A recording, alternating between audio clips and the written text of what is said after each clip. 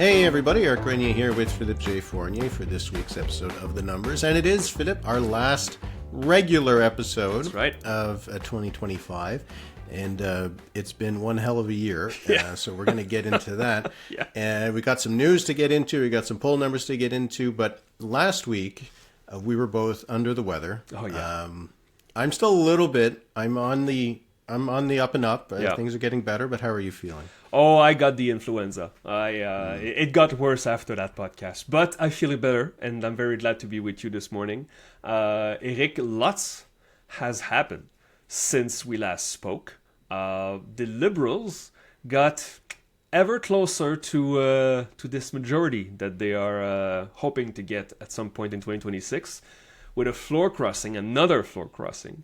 I'm guessing we should start with this.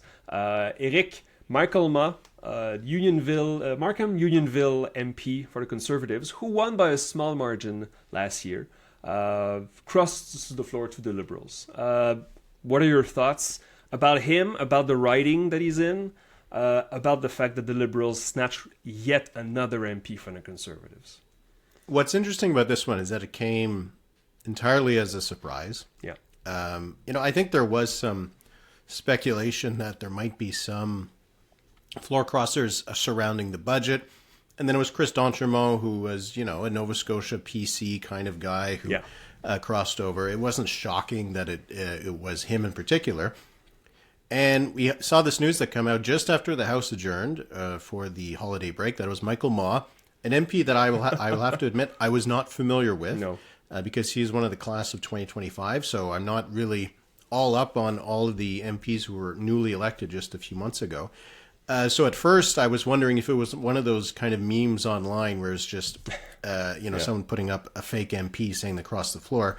That suggests just how much of it was a surprise. This guy was not on anybody's radar as someone who would swing over. He was at the Conservative Christmas party the night before, which either suggests he stone cold, ice cold blood running in his veins, or he hadn't entirely made up his mind. If we listen to the stories from the Liberals, it was they were talking to him still on the Thursday that he ended up swinging over. And his riding is a really interesting one. You called it Markham Unionville. I mean, Mark Carney suggests that it's actually called Union. What did he say? Union Markhamville. Yeah. So I mean, there's some debate, but this is a riding that has gone back and forth, and it's also been one of the ridings that has been really tough to predict, to project. I think I had it wrong in both of those elections.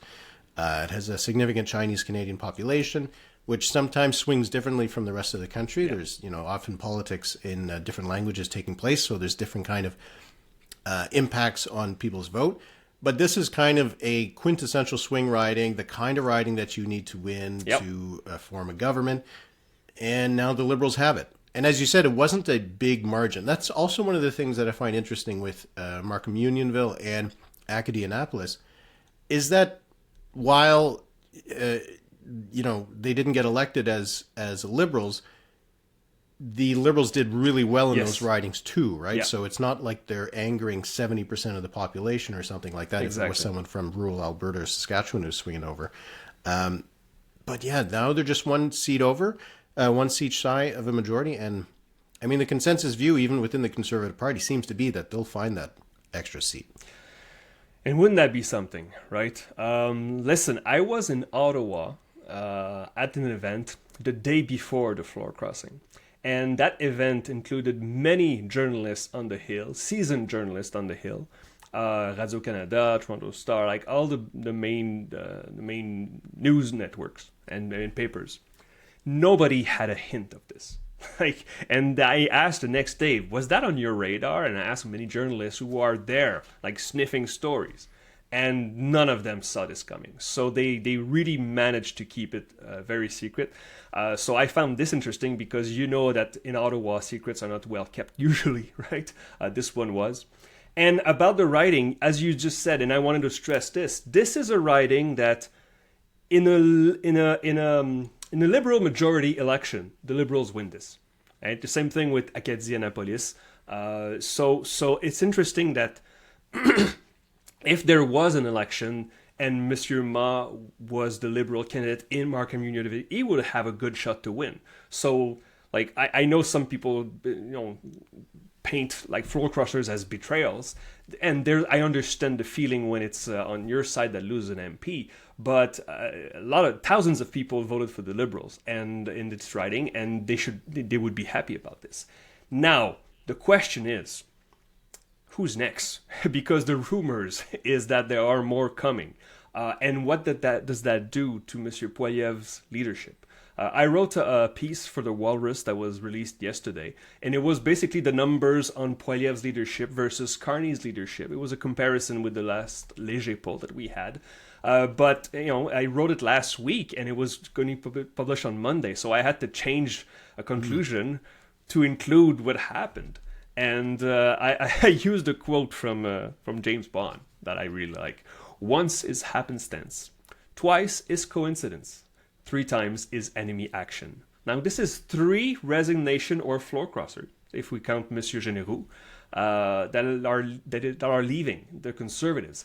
Is this a problem for Monsieur Poilievre in his leadership leadership confidence vote that we'll have in January? Like, we assume from the numbers, Eric, that Poilievre has the numbers to get a good score from members and delegates that will be there in Calgary. But these floor crossers and these resignations from the Conservative caucus, does that change the equation in your mind? I don't know if it'll actually change the equation for the members. And it isn't like it's not like an online vote of members. So it is people who are actually going. That's right. Who have been chosen by the riding associations, this kind of thing. So maybe their thinking might be a little bit more electoral than the average member. But like these floor crosses, when you have one leave, as you said, it can be kind of an accident. It can be motivated by personal ambition and all these kinds of things. When you have a second one, all right, maybe there is also personal ambition and these kinds of things. And then you have the third in Généraux, which I think we have to consider at the very least. He was considering it. Yeah. He was considering it. That seems to be the reporting. And he just decided that in the end it wasn't going to be worth the trouble. If we get into fourth, a fifth, at that point it doesn't even really matter if these people were being entirely self-motivated, entirely, disregarding the views of their constituents, because you have a caucus that is no longer really, they're saying in their own self-interest, if it is entirely self-interest, they're saying my shot is better, my chances are better on the Liberal side than it is on the Conservative side. Yeah. So even if it is the entirely craven, self-serving thing, it is still really bad for your own leadership, because these are people who only a few months ago thought that you were the better shot of getting into power. And so I do think that is the problem for Poilievre, and the fact that he's not really addressing it all that much. What was the line that it's not the fault of his leadership, it's the fault of Mark Carney's leadership. Well, I mean, it's not a fault of his leadership. It's, I guess, the appeal of his leadership for some of these folks.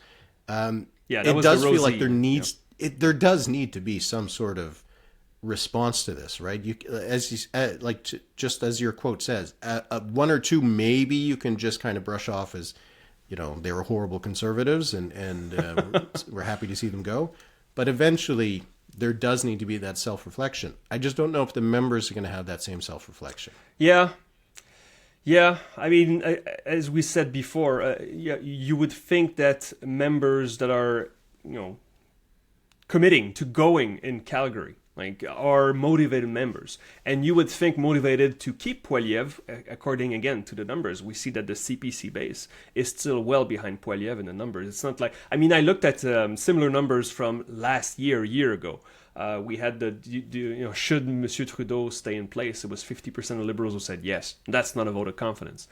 In the Léger poll, you had 78% of Conservative voters who believe Monsieur Poilievre should stay in place, and only 13% who say he should go. And that's the voter base, not the membership. Mm-hmm. So the numbers are still in favor of Monsieur Poilievre. The thing is, and I we'll get to the fact that the Liberals could get a majority by floor crossers. I think that's quite unusual. I mean, it's not it's not against any rules or any moral rules. It's part of parliamentary procedures. But it's still unusual, and I don't think there are many precedents for this. You're the historian, so perhaps we'll get to that. But the thing is, if you lose MPs because they think your caucus management is awful, at some point it has to be brought into question. That you just mentioned the quote from Poilievre. That was from the Rosemary Barton interview this on Sunday. I've seen Poilievre do many speeches in person and on the screen, of course. I've never seen him that low energy. He seemed like he was really shaken by this, and he wasn't answering questions as much as repeating lines. And for those who say he does that, usually, no, he doesn't. I mean, he has prepared lines like all politicians. He's not unique in this. But it seemed, he seemed like taken aback. He didn't want to be there. And I can assure you that he did not want to. Well, yeah, but still, I mean, he wasn't forced to go there, and it's not like the questions were like. I mean, of course, there's just been a floor crosser. Of course, Ms. Barton was going to ask about it, and he did not seem to. I mean, she asked him, "How do you reflect on this, on your leadership?" And he just says, "Oh, I'm reflecting on that person who has trouble paying for groceries." It's like that was not the question. Like, can you do a little introspection, as we say in French, right? And I don't know. Thing is, last week, I'll go back to this because I published a piece for L'Actualité. The editors, how does it work? Is that the editors always choose the title and the subhead. Like, I can make suggestions, but they choose it. And the title they chose was, "We almost have an assured chance or probability that we're going to have a rematch of Poilievre and Carney at some point in the future." And then, boom, this happens. And then I wrote to my editors, "Do you still feel that way after one day?" And they said, "Well, we're not sure." Like, I'm not... the odds have changed that Poilievre is still there in the next election, right? Because of those floor crossers. I was maybe 95% sure. I would say I'm down to maybe 75. I'm not as sure that Poilievre will lead the Conservatives into the next election. With the events of the past 2 months. So, well, I think the reason why he might be pretty low energy too is that this is not likely to be a story that's going to go away in the next 6 weeks. And really, there's not much of a incentive for an MP who is intending to cross the floor to do it. Why cause all this trouble for yourself just before the holiday break? Yeah. If it's going to happen, it's probably all going to happen. If there's going to be more, it might be mid-January or the day of the return of Parliament, which is the week of his leadership vote. That's right. So this is just a little bit of a sword of Damocles just hanging over his head, right? That if there is going to be more floor crossers, he probably won't know for another 4 to 5 weeks. Wow. Which just sounds like torture, right? If you don't know if that's going to happen. Because let's say we get to the return of Parliament, and on day one, no floor crossers. Day two, no floor crossers. By the time he gets his leadership vote, he's probably feeling, okay, maybe I've weathered the storm. But if instead we're talking about 2, 3 more, who knows? Yeah. That leadership vote then becomes a bit of a problem. Yes, these are committed members who are going to be. We know that they do love Pierre Poilievre, and they're likely going to see that these MPs are traitors, not people that, you take their opinion to be all that valuable. But if it's an entire week of just a bunch of floor crossers, the Liberals have a majority. Now the prospect of an election is 2029. So this means that, you do have time for a leadership race, all these kinds of things. Yeah. Then my numbers for what I think that he gets on that leadership vote are going to change pretty dramatically. But we might not have any other information to go on until January 20th or 26th or whenever it is that the House sits again. Wow. Okay, so let me ask you, the historian, floor crossers in a parliament. I mean, they are rare. We have, of course, MPs going independent.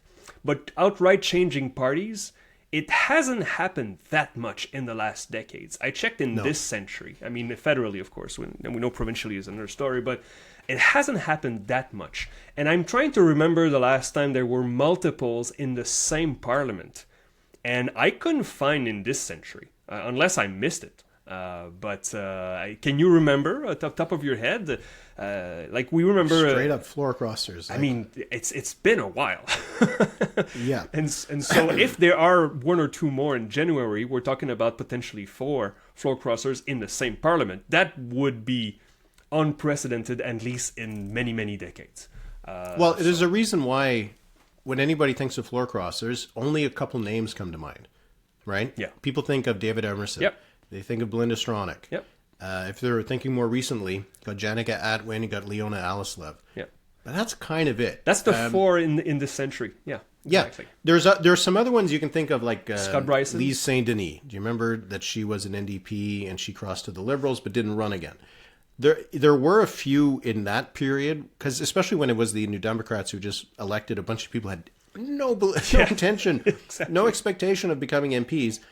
Some of them ended up kind of drifting away by the end of that term. Yeah. But we haven't seen this kind of thing. The other kind of example you can think of is when 7 of the 10 Bloc MPs left the party to form their own little party.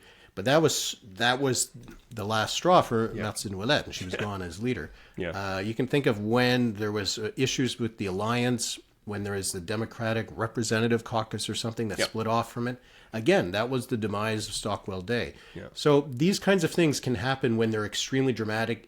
And when they happen, we know things are going down for that leader. Yeah. We're not quite at that level yet because it's still individuals. But if we, like in a nightmare scenario for Pierre Poilievre, if on the Monday or whenever the House returns 5 cross the floor, then I think he would kind of almost have to be done. I don't know how you could respond to that, but if they're able to limit it to 0 or just 1 or 2, like it still is in this kind of muddy gray area where it's not fatal, but it is tough to survive that kind of thing. It is tough. And can you imagine, my friend, like taking this clip of our conversation right now and going back 1 year from today and and showing to ourselves 1 year ago this discussion? It's like, okay, surely Poilievre is prime minister with a huge majority, right? And we're like, wait, hang on, what? His leadership is in trouble? They lost? Like the thing is, this is part of the end of the 2025. 2025 has been. When you look back and when we'll have some perspective, I think we'll realize how crazy this year has been and how it has no precedent. I mean, we've had some crazy years federally, but nothing tops this, right? We a dramatic turnaround for the Liberals, changing leaders on the fly, which usually never works. And then it works. The NDP completely crumbles, whereas we thought they would win maybe 30 to 40 seats, maybe surpassing the Liberals. The Bloc Québécois takes a huge hit, loses suburban Montreal. And then we have, we look at the numbers again this morning. We had the Nanos Research Tracker. No movement in a preferred PM. 51% for Carney, 26% for Poilievre. This is a 25-point lead. And we wondered a few weeks ago whether Mr. Carney would end the year above 50%, and we said, well, surely not. This is going to go down. He still could get down to 48 or 49 in the next 2 weeks, but we're December 16th, and he's still 25 points ahead of Poilievre. These numbers are just devastating for the Conservative leader. As good as he's been, I think, to coalesce the Conservative coalition, this new Conservative coalition. He's been awesome at it, right? 41% of the vote. And this is one point I wanted to stress because a lot of people threw this back at me. Like the narrative is that, Poilievre blew a 20-point lead. Well, 1 year ago, my average was 44% for the Conservatives, my weighted average. And they ended up with 41.3%. So he did not lose that much support from that peak until the election. But if your team is leading 5-1 in a third period and you lose 6-5, yeah, you blew that lead. Like, there's a reason why, like, a lot of voters dropped the NDP and the Bloc Québécois and the Greens to flock to the Liberals. It was to block Poilievre, and that's a big problem for the Conservatives. They can't just bank on saying, we'll have 40% again next time, because, right, I mean, in the long term, maybe, but the long term is long. That's actually one of the things I was thinking about recently. Yeah. So the Nanos poll, you said, you got 39 for the Liberals, 36 for the Conservatives. It's actually one of the lower combined scores we've seen for them for a while. But Abacus still has 41-41. Yeah. And we often see, on average, the two parties getting 80% of the vote. Yeah. Neither party feels to me like a party in, like, you know, I've been covering politics for more than 15 years now, and it was in a lot of minority periods. Yeah. And so I'm used to seeing parties in the low 30s. The popularity of Mark Carney, the popularity of Pierre Poilievre, the popularity of the parties does not strike me as, like, unusual, like that they should be in their 40s. It just feels like the climate has changed so much that this is the new kind of baseline for these parties, that the other parties have been pushed down so much that people are being kind of forced to choose between the other two. So, like, I don't actually believe, you know, that Mark Carney's Liberals have that much more mojo, have that much more kind of popularity than Justin Trudeau did in 2015. Yeah. Or that Pierre Poilievre's Conservatives are that much more capable and popular than Stephen Harper's in 2011. It just feels that the environment has changed so much that the NDP, until they get back, if they do, is stuck in those single digits. The Bloc is taking a chunk of the vote off, but not enough. Yeah. The Greens are kind of nowhere. The PPC has gone away. And so it's just kind of leaving the two parties at that 40%. So I think it actually kind of flatters both of them, both Mark Carney and Pierre Poilievre, that they're still at 40%. Because I don't know if it's just, I don't know, kind of like recency bias or something, but I feel like if you stuck these two leaders back in 2019, we'd probably still be in a 33-34 scenario. I don't think we'd be in a 40-41 scenario. I don't know. It's true, huh? We had new poll 33-31. Oh, okay. Like, this is what we were used to, and now it's 39-36. Oh, that's a bit low. Like, okay. Yeah. Before, this would have been insane. But that's what makes me, like, we're talking a lot about Pierre Poilievre's leadership and how much trouble he's in and all this kind of stuff. But his numbers, like, out of context of, like, what's going on, his numbers are still pretty good. Yeah, right? They are. They really are. For the Conservatives to be nearly at 40% in the average. His own personal ratings aren't very good. Like, you can see, like, Abacus has 39 positive to 43 negative. That's still not too bad. And when you look at some, like the Angus Reid Institute polls or Leger polls, Poilievre has high unfavorables. But that's often the case for a lot of political leaders. The fact that Carney doesn't is kind of unusual. Yeah. So, like, are Poilievre's numbers bad enough for the narrative that kind of surrounds him right now? No, that's a fair question. And yes, it's we have to stress this again. Like, the fact that Poilievre got so high, I think, and was so polarizing, really helped the Liberals. We cannot escape that. Right, and I heard many smart people say, well, if the Conservative had, like, a leader that was not as quote unquote scary for moderate voters, there's no way the Liberals would be at 40% right now. The NDP would have stuck left of center voters, because right now it's not like Monsieur Carney is taking that room in the spectrum on the left of center. He's really taking the center and a bit to the right, and that MOU... The room he's taking is the I'm not Pierre Poilievre room. Exactly. Like, I'm going to do policies that are popular among Conservatives, but I'm not going to be Pierre Poilievre. And again, it works for a time, but there's this huge chasm on the left right now that is free for the taking. And I wonder whether the NDP will be able to... I mean, their leadership race will end in March. We'll have a better idea after. They will still have a problem. If Miss McPherson doesn't win, that the winner will be, well, not an MP, right? And so she is the only MP, right? Yeah, she is the only MP.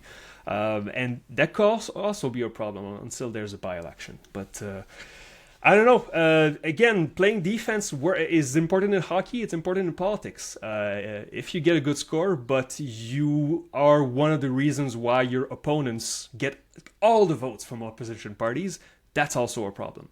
And again, Poilievre's numbers are great, But in context, they're not that great because he's facing someone who's far more popular in a landscape that is slowly changing. And the odds of a federal. I mean, I was pretty sure we would have a federal election in the spring. I think I stated that in this podcast. I don't think so now. Wow, I guess if we get the extra votes. Yeah, but again, 1-seat majority is not that safe. But we'll see how it goes. Anything you wanted to add? Well, you had already kind of mentioned it. Yeah.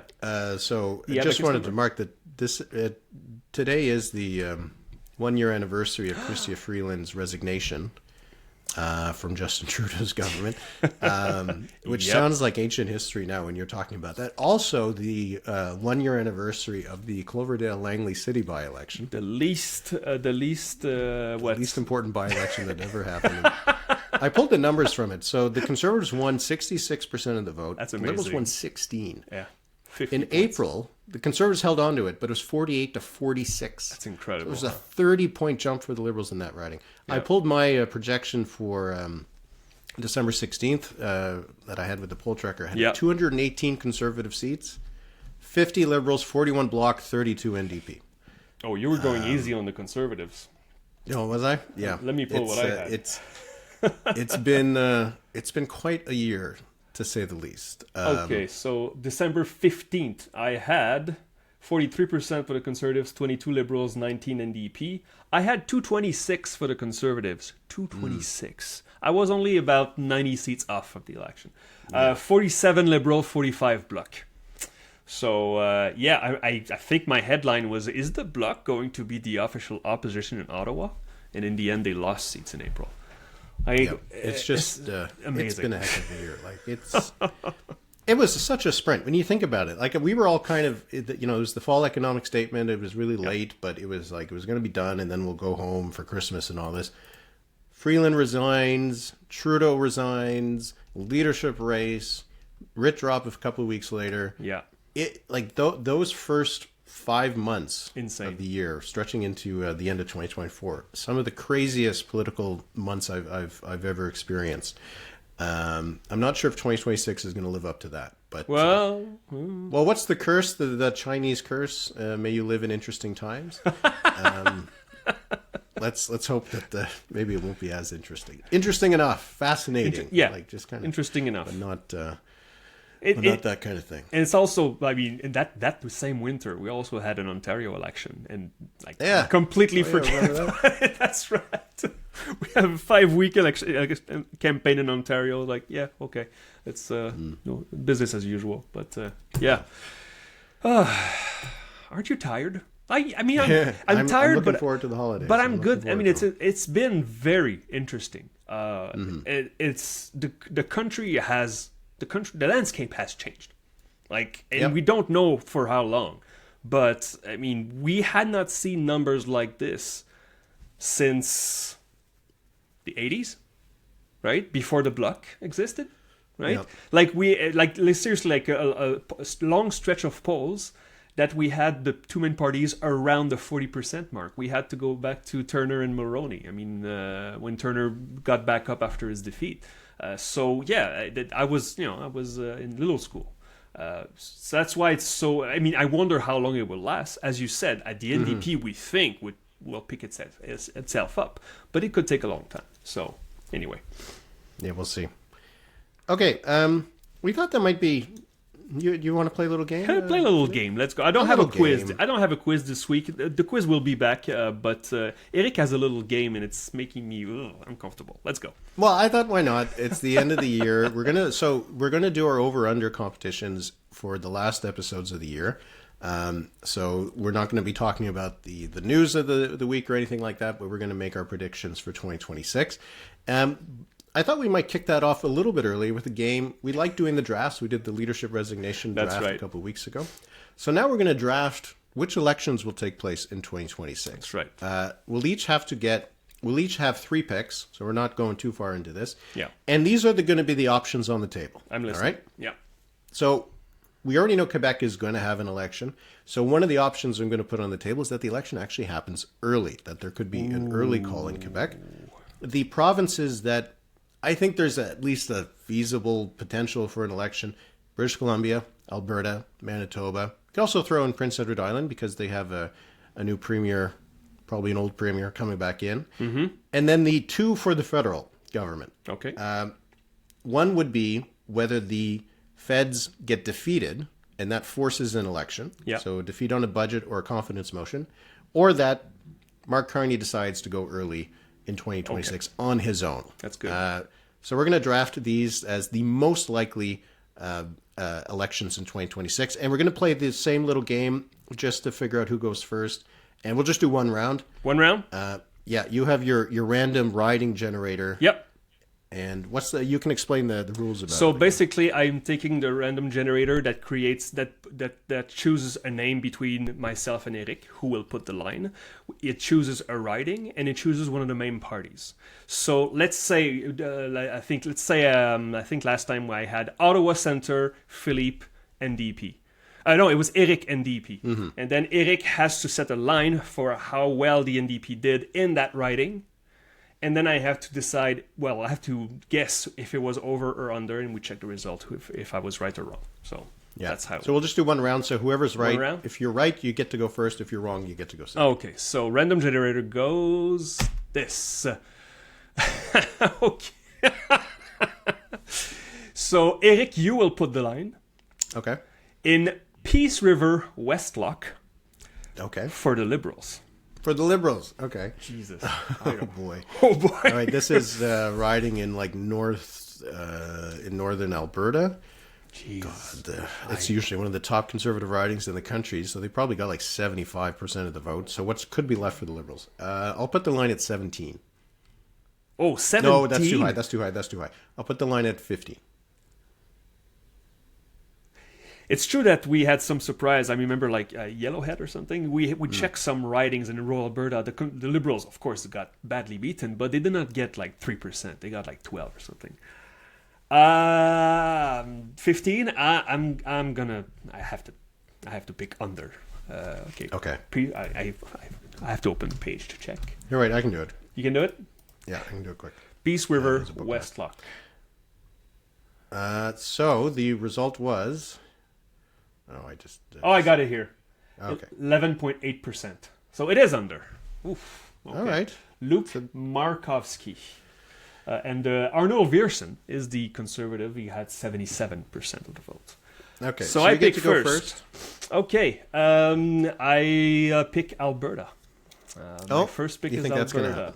I think it's going to happen. It's just, it only makes sense that Miss Smith would want to go early. So... What about you, Eric? I mean, there is the potential that there's a referendum, and maybe she wants to tie the election to it, although I'm not sure how that would be helpful. But, yeah, I think that's a good one. Okay. I'm... with the floor crossers, I'm less certain of a federal election, so I don't think I want to choose that off the top. Yeah. Wab Canoe seems to be a little bit jonesing for an election.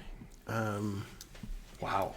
Yeah. But the fact that David Eby just recently said how if he can't get things passed in the legislature, he would force an election over it. If he's talking about an election, you got the Conservatives in the middle of a leadership race. Maybe he wants to catch them early or catch them before. So I will say that maybe David Eby will go early this year, and so we'll have an election in British Columbia in 2026. Okay. I was going to pick that second. Okay. So the two western provinces. Okay. I read many pieces in Quebec media about, perhaps Legault could pull his last card in an early call. It doesn't make sense. Like somebody asked me that. I was like, okay, make the case for Legault going early. I'm listening. Like, I don't get it. He's tired of being premier. He clearly isn't. He wants to be premier forever. Okay, but so I can't pick that. PEI, I mean, they're changing leaders, but it's the government. And they had a scare in a by-election, but they're survived. The government's not going to be defeated unless the Liberals now start to lose MPs. Now, that would be interesting. So I'm going to pick federal early call by Carney if he doesn't get his majority. So early call for the federal. Yeah, I think that was going to be my pick too. I can like with the floor crossers now, I can imagine that they get to an effective majority, but Yeah. not really one that's working all that well. That they one of the things like I mean, we're talking about they're one seat short of a majority. Yeah. They're also 3 seats about to lose to vacancies from right. by-elections. Yep. Jonathan Wilkinson, Bill Blair, Chrystia Freeland, we're all assuming are going to be resigning in the next few months. Yeah. Then they lose that majority. So it's not exactly a stable one, but why not try to take advantage of an unstable opponent? So now, got to be like, what do I think is the more likely? I agree. I don't think François Legault is going to go early. I mean, PI could go early, but I don't really see why, especially if it's Rob Lance who wins the leadership again, becomes premier again, doesn't really change anything. Yeah. Government defeat. The thing is, a government defeat, I can see if, those by-elections don't go as planned for the Liberals, or maybe there's a surprise vote while they are vacant, and the Bloc really smells of blood in the water. It's just that, man, maybe Poilievre will be empowered after getting 93% in his leadership vote. I don't know. I'm actually going to choose that. So I'm going to choose that there would be a federal election caused by government defeat, because a government defeat, if it does take place, it would be probably after the budget, and the budget would be like in October. And by then, maybe things aren't going so well for the Liberals. That's the right. NDP's got a new leader in place. Whatever is going on with the Conservatives probably settled by then. So I could see that maybe at that point the parties could all gang up on the Liberals if they've lost some of their own people. So there we go. I'll choose that as the next likely item. So you would say in the fall. So that would be after the Conservative leadership race. There you go. All right, what's going to be your last pick? Oh man, I guess I'll take Manitoba. It's going to be 3 years in September, I believe it was, right? So I don't think there's going to be a call in Manitoba, but you're right. Maybe Canoe, for the same reason as Smith, says, okay, 3 years in power, I have other things to do, I want to secure that majority. So I'm not too enthusiastic about it. And perhaps we're all ignoring like a snap election call in Ontario. And yeah, just have yearly elections. Yeah, I mean... so Saskatchewan had an election in 24, so they're only 2 years in. New Brunswick as well. Nova Scotia as well. Yeah, it was it was a crazy fall that we had. Yeah. Yeah. Newfoundland and Ontario, they've had an election this year. So I got to go between either an early call in Quebec or PEI. I feel like PEI would be a bit of a guess. So just to be a little bit more fun, I'm going to choose the early call. I don't think it's going to happen because François Legault doesn't seem to be telegraphing it. No. But there's stuff happening with the Quebec Liberals. Maybe François Legault resigns and he's replaced by someone who decides they want to go right away. Right away. So I'll choose an early Quebec election as my last. My friend, if you are right on this one, I'll give you double the points. Wow. I'm giving you odds on this because it just doesn't make any sense. And please, Quebec governments, last until the fall. Like my college semester is busy this winter. Yes, please consider for that. Yeah. Like, all right. So the results of this little game, it gives us an indication of what we think are the most likely outcomes in 2026. That's right. So first we got an Alberta election. Right. Then we got a BC election as the second most likely thing. The third was an early call for Mark Carney for an election that he dissolves the legislature himself. Then it was, for me, the government defeat. That's right. The government gets defeated on a budget in the fall. Then you reluctantly chose a Manitoba election. And then finally I said that, damn the torpedoes, the CAQ goes a little early. So these are the most likely elections in 2026. Federal and provincial. Of course, there'll be some municipal ones and that kind of thing. But, all right. An Alberta election would be interesting. Oh, yeah. Absolutely. Alberta is a good producer of political content. I will just put it that way. BC as well, though. Like our top 2 picks would be really interesting. I feel like BC, it felt like a tie last time. So anyway. Okay. All right. We shall close with number of the week, number of the year. I don't know. It's not of the year for me. We'll do that next week. We have an over-under coming. We're going to do that then. But my number of the week, 43%. A new poll from Nanos Research about the financial concerns of Canadians. What are your main financial concerns? And there's a huge list, and it was randomized. And 43% of voters picked grocery price. way ahead of personal debt, which had 17%. This is a 25-point lead for grocery prices. It is still a concern that groceries cost a lot of money for many Canadians. It really hurts affordability. And I think it's going to be a theme. It was a theme in 2025, but it was overshadowed by a lot of Trump stuff, right? I think it will be one of the main themes of 2026 that both parties federally will try to address as much as possible. And that's very good. I'll choose 38%. It was a finding from the Angus Reid Institute poll on Pierre Poilievre's leadership. They asked whether Poilievre should be replaced. Yeah. Among the overall population, 26% said he should be he should stay. I think it was 58% should be replaced. Yep. Among people who said they would definitely support the Conservatives, 75% said stay, 13% said replace. But among those who said they would certainly consider the Conservatives, so these are people who are kind of on the fence when it comes to the Conservative Party, 40% said he should stay and 38% said he should be replaced. So there is some indication, at least, that among the people that the Conservatives need to woo to maybe get those extra few votes to win the next election, they wouldn't. There's some mixed views about Pierre Poilievre. Yeah. So certainly the base loves him, and the membership loves him. It's that next cohort of people that wins elections. Yeah. That might be the tricky one, and I'm not sure if those numbers are getting better. It seems like they might be getting a little bit worse as things drag on, and I think that's going to be a challenge for him. Yeah, absolutely. So, boy, this is going to be an interesting few weeks to see what, if anything, happens. And then for the next few weeks, we're going to be moving off into our holiday schedule. As I said, we'll have our over-under episodes next 2 weeks. We're going to split them up into two because they're usually longer episodes. We already kind of went over how our 2025 one did. We don't need to go back to that. It did badly. We had some that still had to be decided by the end of the year, so we'll go over some of those. Yeah. We'll forget how we did in the federal election. So funny. But we'll do our over-under competition, which is always a fun thing, and then we'll be heading off into the holidays and into 2026. Philippe, it's been a really fun year. Absolutely. Actually, it's been our best year by far. With a federal election and all this, we had growth in the community, we had growth in the podcast, Absolutely. and that's been great to see. And it's just been lots of fun to chat with you every week, Philippe. So I look forward to our next chat, and wishing everybody happy holidays, happy third night of Hanukkah as well. And Philippe, we'll talk soon. Absolutely. Merci beaucoup, Eric. Thank you, everybody. Thank you for supporting us. We really appreciate it. Talk to you soon.